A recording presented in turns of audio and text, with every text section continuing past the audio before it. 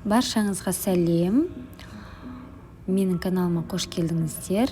Міндетті түрде тіркеліп каналыма видеоның соңына дейін көреміз және де ұнаса лайк басамыз. Бүгін сіздермен осындай керемет дәмді мастава деген сорпаның рецептісімен бөлісемін. Ол үшін бізге осындай көкөністер қажет болады. Тартылған ет және де ноқат қажет. Пиязымызды осылай майда етіп турап аламыз. Бұл біздің фрикаделькимізға. Осылай майдалап турап аламыз.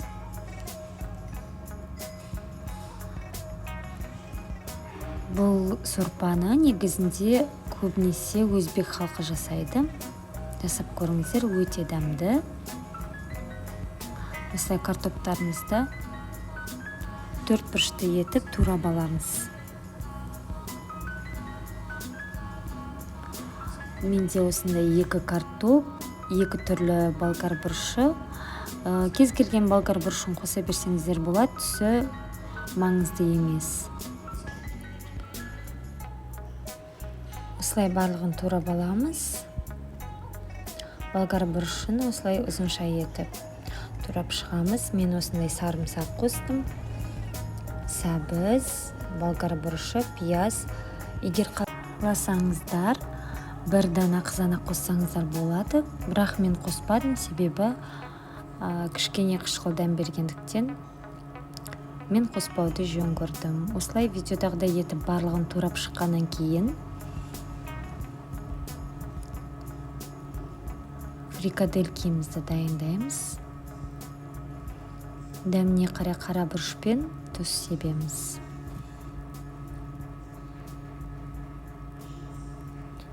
Жақсылап араластырып болғаннан кейін ұсақ дөңгелек етіп фрикаделькиді жасап шығамыз.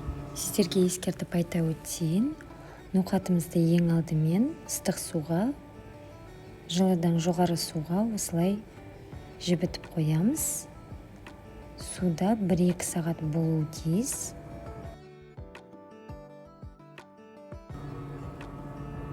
Біздің фрикаделькиларымыз дайын болды. Енді қазанымызды қыздырып, оның үстіне күнбағыс майын құйып, қызған майдың үстіне ең бірінші пиязды салып қуырамыз, бірақ мен барлығын бірге сала салдым, осылай видеодағыдай. Бірінші пиязды қуырып алған дұрыс, содан кейін көкөністерді салып қуырып аламыз. 2-3 минуттай қуырамыз, осылай. Картопымызды салып, тағы да 2 минуттай қуырып аламыз. Оның үстіне мен 2 литр қайнаған су құйдым. Суы көп болып кетпесін, себебі суы көп болған кезде кішкене дәмсіз болып шығады сорпамыз. Сол себептен суы көп болмасын. Мен 2 литр құйдым суды. Дәміне қарай тұз себесіздер осылай.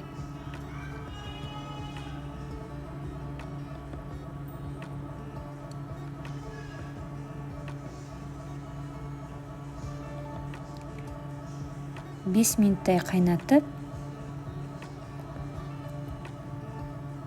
одан кейін ноқатымызды саламыз. Ноқатымызды салып болғаннан кейін 30 минут жай отта қайнатамыз. 30 минуттан кейін осындай дайын фрикаделькиларымызды бір-бірден салып,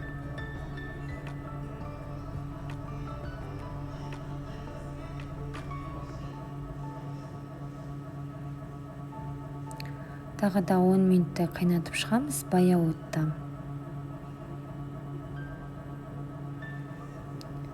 Бетіндегі көбігін алып тастаймыз сүзгішпен. Күрішімізді салып 15-20 минут пісіреміз. Өте баяу отта пісіреміз, қатты қайнамасын. Арасында осындай көбігін алып тұрыңыздар. Міндетті түрде араласып кетсе, сорпамыздың жаңағыдай түсін өзгертіп жібереді.